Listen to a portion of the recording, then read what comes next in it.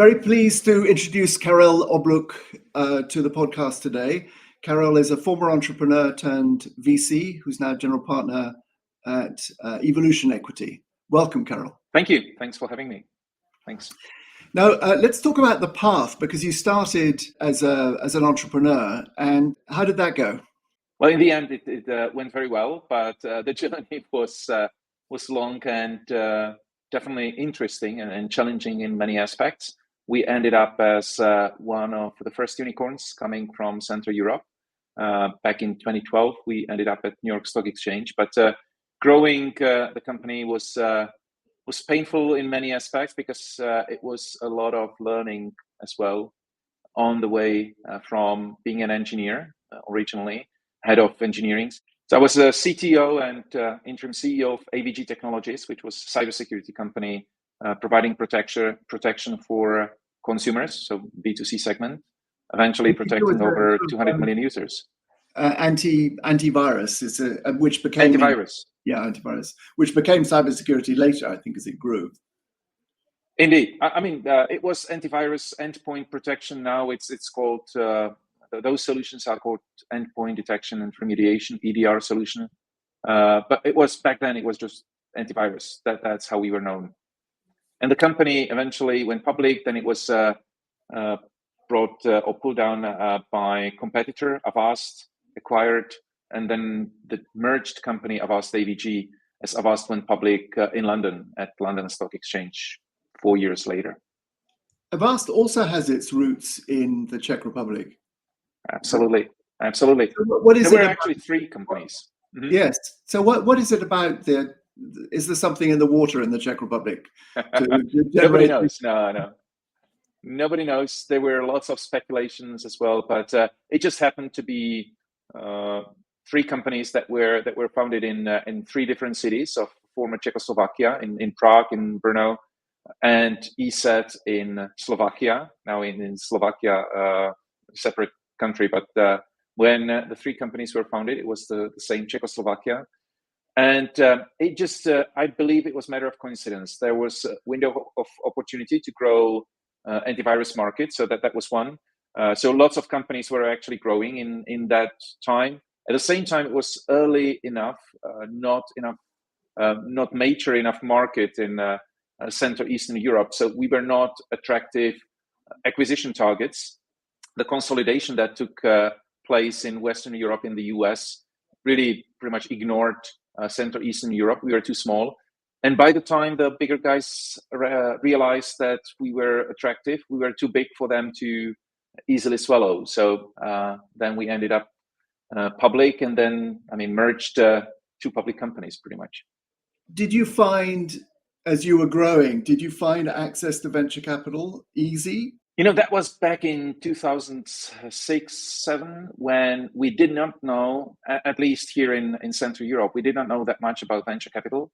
I remember when the first investors actually approached the founder and they bought equity. It was not traditional investment. They just bought equity from the founder.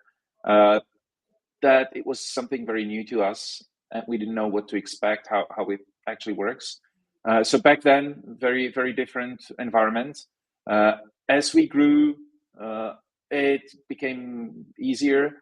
At the same time, it was after the dot-com bubble. So, 2005, 2006, not so good times, and then growing. And then as we were getting ready for going public, we were just about to go to launch our roadshow on Monday, and on Sunday we received a call that our banker has some minor issues and that we should postpone the roadshow. And our banker happened to be Lehman Brothers, and the minor issues turned out to be a bigger issue. Pretty major issues. Yeah.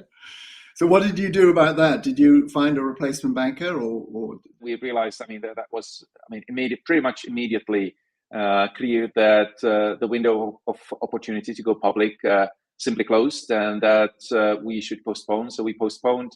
We grew the company further. We stabilized the management team further, hired some senior people, and eventually we went public in not on NASDAQ as we planned originally, but we ended up in New York or NYSE, and that was in 2012.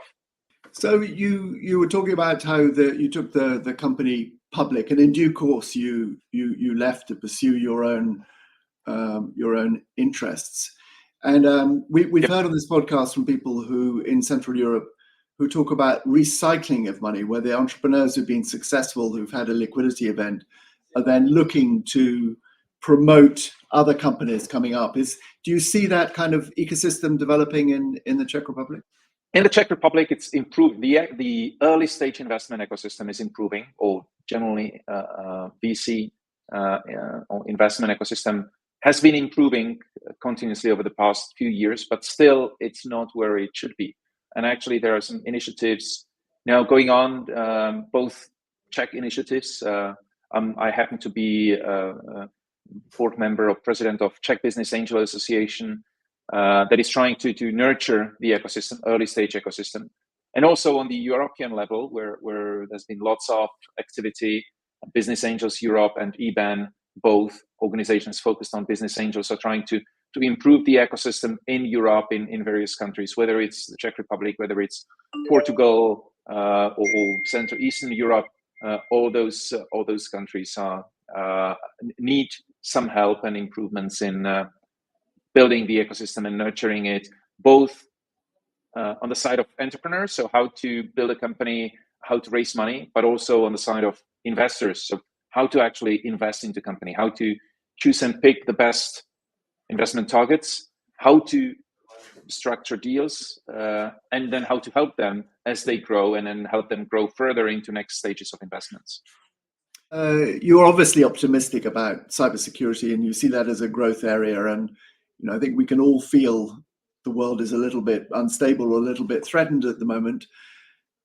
Can you make your comments about Europe, opportunities in Europe? So your fund sits across the two continents, but how optimistic are you about venture investing in Europe today?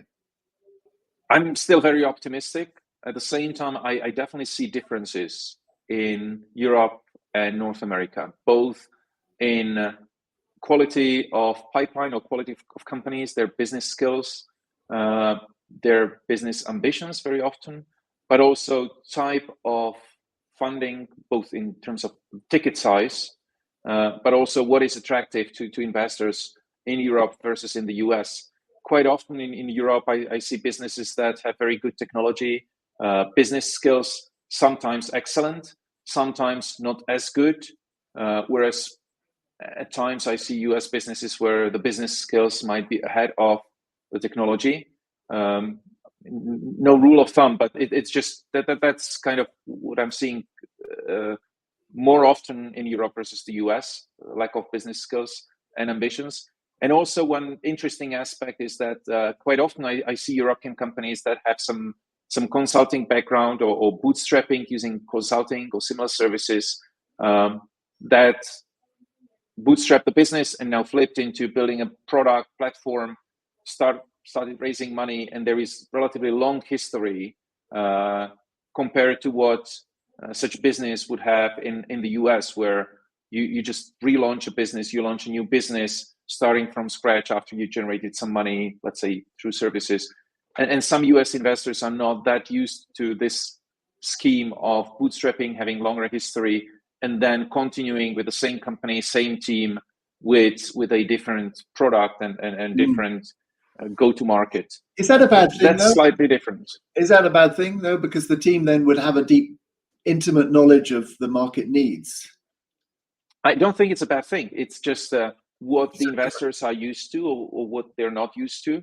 Another aspect is European investors very often use a third-party M&A advisor, whereas that's not very typical in the US. So my US colleagues would typically tell me, if I'm approached by an advisor in VC world, I just discount that immediately, because if the founders are not good enough to raise their money themselves, then they're not good enough for me. I mean, that's just perception, immediate perception. And similarly, there is too long history of that business. Why didn't they succeed before? Why they're restarting now? Yeah. Whereas this is something that is very normal and common in Europe, that I see in Europe. and I wouldn't discount that a company only because they use M&A advisor or because they have this history. So I'm not saying it's bad. It's just that something that is slightly different and something to take into account or bear in mind when approaching investors. Also, that maybe when you approach US investors, you may have to explain to them this background or this difference. Karel, what an interesting set of insights. Thank you so much for your time today. My pleasure. Thanks for the invitation.